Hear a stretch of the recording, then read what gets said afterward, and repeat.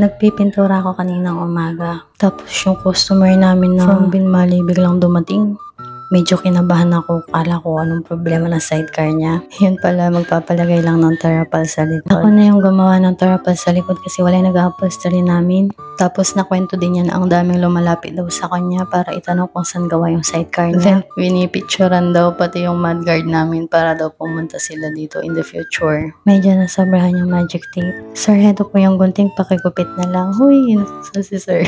Sinobrahan ko po kasi para matansya niya. Pero sobrang bait nilang mag-asawa, promise. Pinagawan din nila ng ganyan na sidecar yung kapatid nila. Yan yung na-post ko nung nakaraan na magkapatid. Thank you sir, sa uulitin po. Ayun, tuloy na ako sa pagpipintura kasi wala na masyadong customer.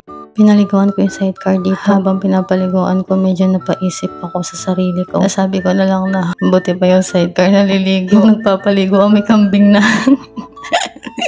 Dinahon ba naman ang sarili? Ayan po pala yung mga builders namin. Proud ako sa mga yan kasi alam niyo kung bakit. Dalas ko silang maistorbo. Siyempre di naman ako ganun kagaling talaga sa site. Kaya ginaguide nila ako. Then ang bandang mga hapon na magsasara na lang sana. May nagpagawa sa amin ng windshield. Napapanood daw yung mga videos ko. Kaya pumunta dito. Wala na kwento niya. Chismos ako alam ko lahat. Then ayun, hindi na siya kasali sa video. Mahihayin kasi siya. Dito hindi ko na alam yung pagkatao ko sa dami ng ginawa ko maghapon.